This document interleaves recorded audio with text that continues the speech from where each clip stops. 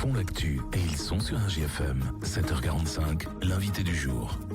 Peut-être faisiez-vous partie l'an passé des 733 000 visiteurs qui avaient franchi les portes du PAL, le parc animalier et d'attractions bourbonnais, qui rouvre ses portes. C'est une nouvelle saison qui démarre ce samedi à l'autre bout du département, évidemment. Arnaud Bennett est avec nous, c'est le président du PAL ce matin. Bonjour. Bonjour. Et merci d'avoir répondu à notre invitation. À J-3 désormais de la réouverture du PAL, tous les feux sont ouverts, tout est prêt, Arnaud Bennett, pour l'accueil des visiteurs dès ce samedi?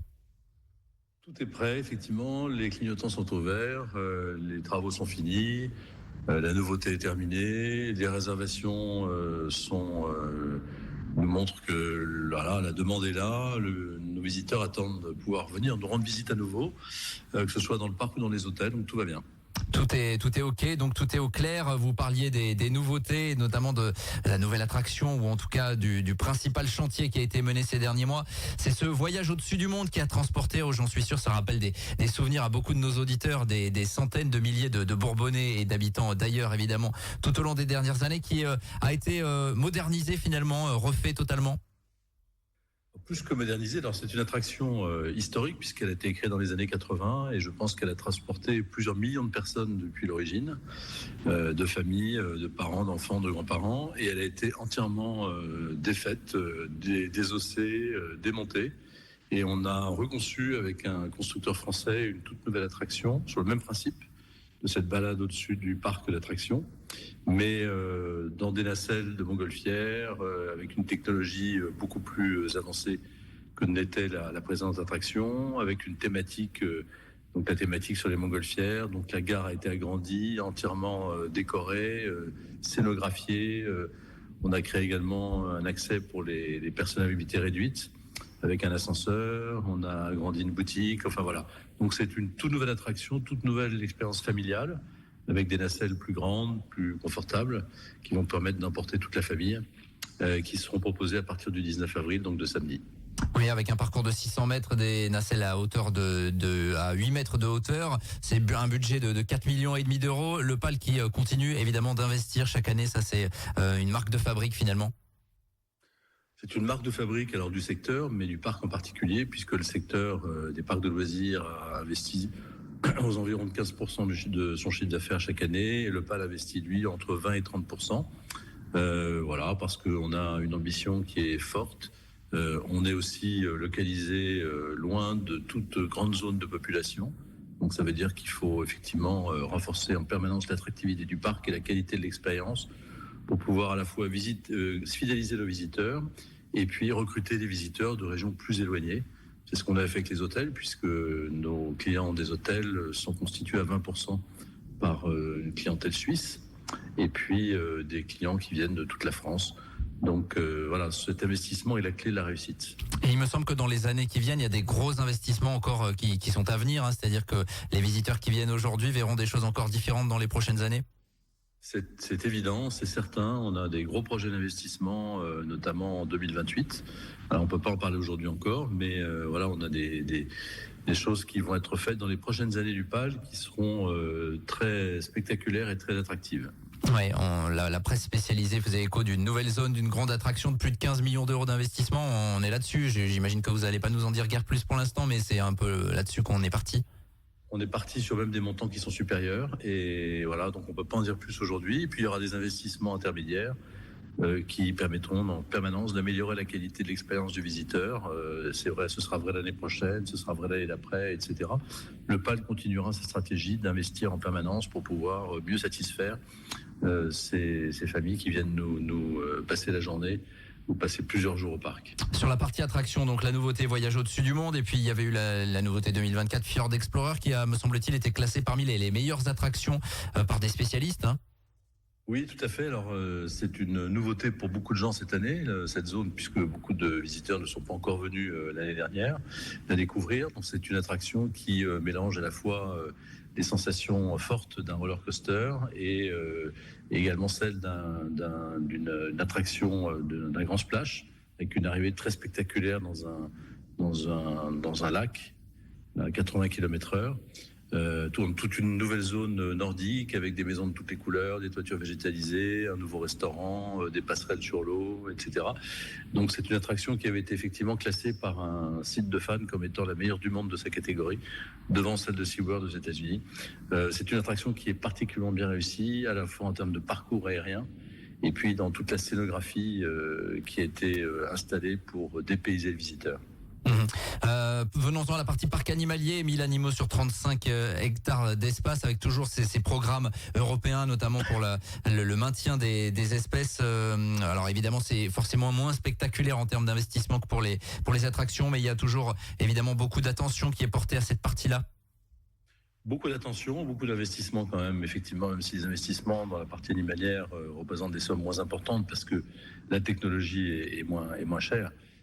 Mais on attache beaucoup d'importance et toujours plus au bien-être de nos animaux et à l'espace qui leur est donné.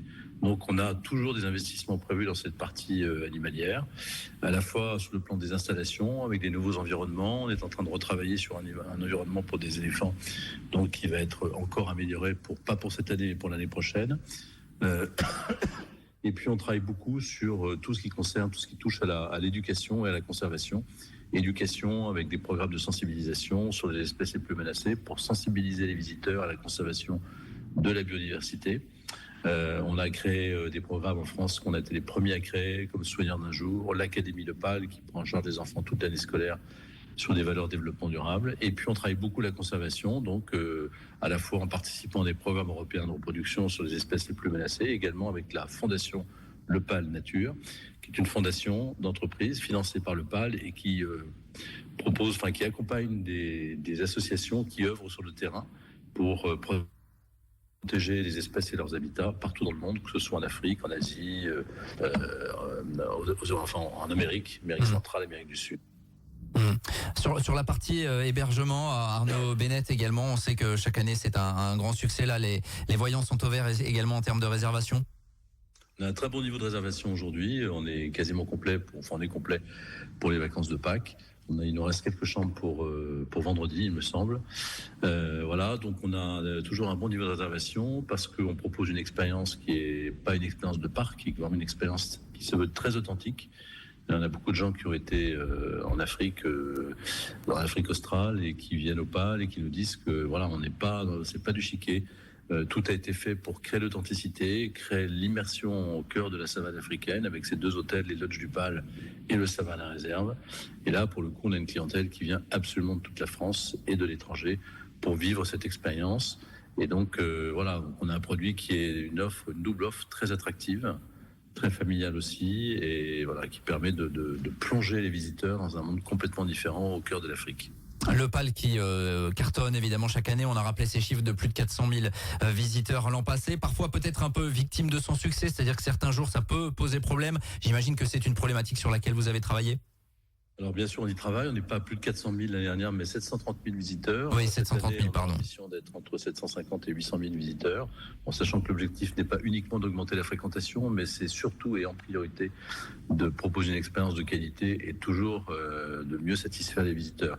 Alors effectivement, on a quelques jours dans l'année, on doit avoir 8 jours dans l'année, jours au cours desquels la fréquentation est très importante, voire trop importante. Donc, ce sont des journées qu'on préfère déconseiller aux visiteurs en disant, voilà, si vous n'avez pas d'autres possibilités, venez ces jours-là, mais si vous avez la possibilité, décalez un peu. Ces jours, c'est simple, c'est le jeudi, vendredi de l'Ascension et c'est le samedi, dimanche de Pentecôte. Donc, ces 5 jours-là sont des jours qui sont très fréquentés. Mais bon, on arrive quand même à gérer les gens passent quand même une bonne journée.